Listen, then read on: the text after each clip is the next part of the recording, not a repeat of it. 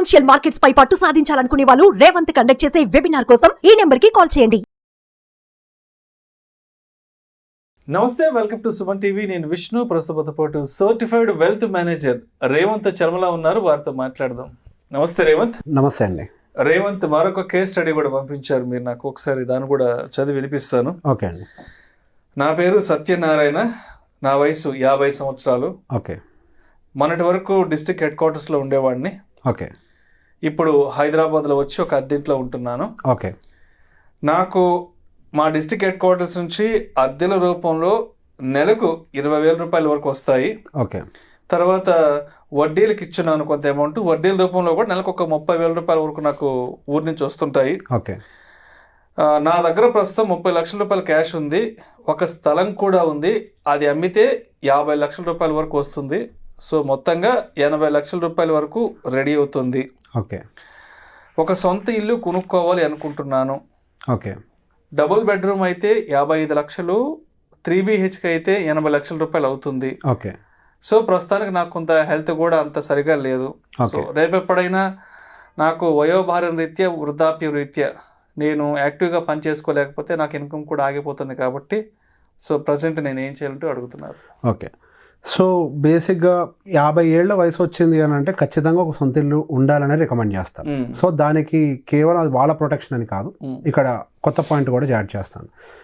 ఒకటి, వాళ్ళకి సొంత ఇల్లు ఉండటం వాళ్ళకి సేఫ్టీ, అండ్ రెండోది వాళ్ళ పిల్లలు కూడా ఆల్రెడీ ఎర్నింగ్ స్టేజ్కి వచ్చేసి ఉంటుంటారు. సుమారుగా నియర్ బై ఎర్నింగ్ స్టేజ్ కానీ వచ్చేసి ఉంటుంటారు. వాళ్ళు కూడా ఒక 25 సంవత్సరాలకు వచ్చేసి సుమారుగా వచ్చి ఉండాలి. సో బేసిక్గా వాళ్ళు ఎర్లీ ఏజెస్లో బయటికి వెళ్ళి అక్కడ ఆల్రెడీ హైదరాబాద్లో ఉంటున్నారు, బయటికి వెళ్ళి ఎక్కడో రెంట్కు తీసుకోను, వేరే కుటుంబం పెట్టుకోను, లేకపోతే మళ్ళీ వాళ్ళ కొత్త ఫ్లాట్ తీసుకొని వాళ్ళ జీవితాన్ని, పిల్లల జీవితాన్ని కూడా ఈఎంఐతో స్టార్ట్ చేయడం కంటే ఇప్పుడు కనుక ఈయన ఫ్లాట్ తీసుకోగలిగితే నెక్స్ట్ 30 సంవత్సరాలు అంటే ఇప్పుడు వాళ్ళ పిల్లల వయసు 25 అని అనుకుంటే అంటే సుమారుగా వాళ్ళకు ఒక మళ్ళీ 55 అంటే మీ వయసు వచ్చేంత వరకు కూడా మళ్ళీ వాళ్ళు మళ్ళీ ఇల్లు కొనుక్కునే అవసరం లేదు. సో చాలా డబ్బుల్ని సేవ్ చేసిన వాళ్ళు అవుతారు మీరు ఫ్యూచర్ జనరేషన్ కి కూడా. అదే మీరు చాలా ఎర్లీగా తీసుకోవడం అంటే వాళ్ళకి పనికొచ్చేది కాదేమో, కానీ ఇప్పుడు తీసుకోవడం వల్ల ఫ్యూచర్ కి కూడా మనకు వస్తుంది. This is the right time to buy a house, there is no doubt.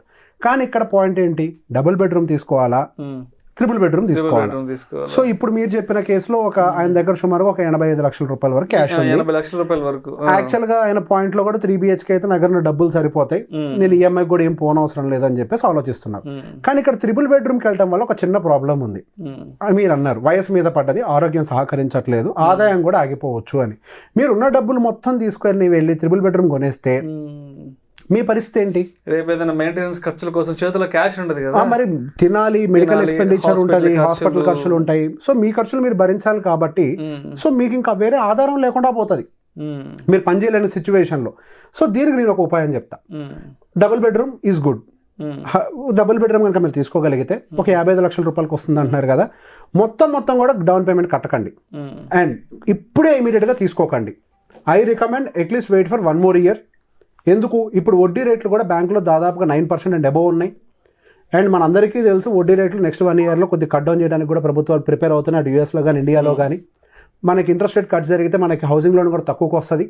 ఎప్పుడు ఒక 1 year పోయిన తర్వాత తీసుకోవడం వల్ల ఇప్పుడు 9% బదులు మేబీ అప్పుడు మనకి 7.5 to 8%కే రావచ్చు. సో అది కూడా ఒక అడ్వాంటేజ్, 1% యావరేజ్ కలిసి వస్తుంది. సో అక్కడ కూడా మొత్తం ఒకేసారి డౌన్ పేమెంట్ కట్టకుండా ఒక 25 lakhs డౌన్ పేమెంట్ కట్టండి. ఓకే, మీ దగ్గర 85 ఉంది కదా, ఒక 25 lakhs అట్లా డౌన్ పేమెంట్ కట్టేసి ఆ మిగతా సుమారుగా ఉన్నటువంటి 50 లక్షల రూపాయలు ఏదైతే ఉందో ఆ ఎక్సెస్ అమౌంట్ని తీసుకొని వెళ్ళి మీరు SWPని ఏదో యాక్టివేట్ చేసుకోండి. సింపుల్. ఇప్పుడు బేసిక్ అదే 50-55 లక్షల రూపాయలు మీ దగ్గర తీసుకెళ్ళి SWP యాక్టివేట్ చేశారు మ్యూచువల్ ఫండ్స్లో పెట్టి. రిటర్న్స్ ఎక్కువ ఎక్స్పెక్ట్ చేయకండి, కంప్లీట్గా అగ్రెసివ్ ఈక్విటీలోకి ఎంటర్ కాకండి, హైబ్రిడ్ సిస్టంలో ఉండండి, 12% రిటర్న్ ఎక్స్పెక్ట్ చేయండి. అందులో నుంచి మీరు యావరేజ్గా 55 లక్షల నుంచి 6% విత్డ్రా చేసినా మీకు సుమారుగా 27,500 రూపాయలు నెలకు వస్తాయి. అదే మీరు ఇప్పుడు ఇందాక మనం ఏం చేసాం, 55 lakhs 25 డౌన్ పేమెంట్ కట్టాం కదా, మరి 30 lakhs మనం ఏం చేయాలి, ఈఎంఐకి వెళ్ళాలి. 30 lakhs ఈఎంఐకి గాను మనకు వచ్చే ఈఎంఐ పర్ మంత్ యావరేజ్గా 27,000 ఉంటుంది. ఇక్కడ SWP నుంచి 27,500 వస్తుంది, ఇక్కడ మీకు ఉన్నటువంటి 27,000 రూపాయలు ఈఎంఐకి మ్యాచ్ అవుతుంది. అండ్ ఇక్కడ బ్యూటీ ఏంటి, రెండు మ్యాచ్ అవుతున్నాయి కదా, దాని బదులు ఫుల్గా డౌన్ పేమెంట్ కట్టచ్చు కదా అని అంటే ఇక్కడ మనకి ఇందులో ఉండే బ్యూటీ ఏంటి, ఇయర్ ఆన్ ఇయర్ మనం విత్డ్రావాల్సిన స్టెప్ అప్ చేసుకోవచ్చు. ఎందుకు, 12% రిటర్న్ వస్తుంటే 6 విత్డ్రా చేస్తున్నాం, ఇంకో 6 మన ప్రిన్సిపల్కి యాడ్ అవుతూ పైకి వెళ్తూ ఉంది కదా. సో బేసిక్గా మన క్యాపిటల్ మనకి నెక్స్ట్ ఇయర్ ఎంతైతే అవుతుందో దాని మీద మళ్ళీ స్టెప్ అప్ చేసి 6% విత్డ్రాల్ చేసుకోవచ్చు.